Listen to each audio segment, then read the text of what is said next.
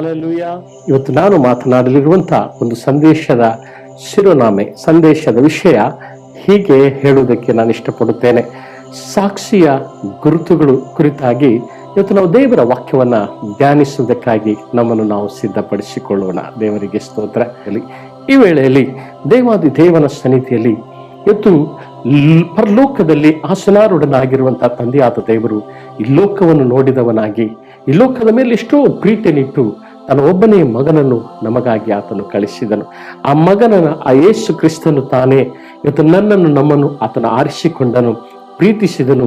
ಎಲ್ಲಿಯವರೆಗೆ ಪ್ರೀತಿಸಿದ ತನ್ನ ಪ್ರಾಣವನ್ನೇ ಶಿಲುಬೆಯಲ್ಲಿ ಕೊಡುವಷ್ಟರ ಮಟ್ಟಿಗೆ ಆತನು ಪ್ರೀತಿಸಿದನು. ದೇವರಿಗೆ ಸ್ತೋತ್ರ. ರಕ್ತದಿಂದಲೇ ಇವತ್ತು ನಮ್ಮನ್ನು ಕೊಂಡುಕೊಂಡದ್ದು ಮಾತ್ರವಲ್ಲ, ಆ ರಕ್ತದಿಂದಲೇ ನಮ್ಮನ್ನು ಆತನು ಆಯ್ದುಕೊಂಡದ್ದು ಮಾತ್ರವಲ್ಲ, ಇದೊಂದು ಹೊಸ ಒಡಂಬಡಿಕೆಯ ರಕ್ತದಿಂದಲೇ ನಮ್ಮನ್ನು ಹೊಸದಾದ ಒಂದು ಒಡಂಬಡಿಕೆಯನ್ನ ಆತನು ಮಾಡಿದರ ಕುರಿತಾಗಿ ನಾವು ದೇವರ ವಾಕ್ಯದಲ್ಲಿ ನಾವು ಓದ್ತೇವೆ. ಕರ್ತನಾದ ಯೇಸುವಿಗೂ ನಮಗೂ ಇಬ್ಬರಲ್ಲಿ ಇರುವಂತಹ ಒಡಂಬಡಿಕೆ ಅದು ಎಂಥ ಒಡಂಬಡಿಕೆ ಆಗಲ್ಪಟ್ಟಿದೆ.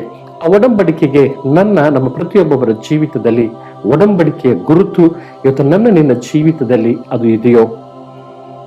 ಆ ಗುರುತಾಗಿ ಇವತ್ತು ನನ್ನ ಜೀವಿತದಲ್ಲಿ ಆ ಗುರುತು ಇವತ್ತು ಸಭೆಗಳ ಮಧ್ಯದಲ್ಲಿ, ಜನಾಂಗಗಳ ಮಧ್ಯದಲ್ಲಿ, ಕುಟುಂಬಗಳ ಮಧ್ಯದಲ್ಲಿ, ಮಕ್ಕಳ ಮಧ್ಯದಲ್ಲಿ, ಇವತ್ತು ವಂಶಸ್ಥರ ಮಧ್ಯದಲ್ಲಿ, ಬಂಧುಗಳ ಮಧ್ಯದಲ್ಲಿ ದೇವರೊಂದಿಗೆ ಮಾಡಿಕೊಂಡಂತಹ ಆ ಒಡಂಬಡಿಕೆ ಸಾಕ್ಷಿಯ ಗುರುತು ಇವತ್ತು ಪ್ರತಿಬಿಂಬಿಸುತ್ತಾ ಇದೆಯೋ?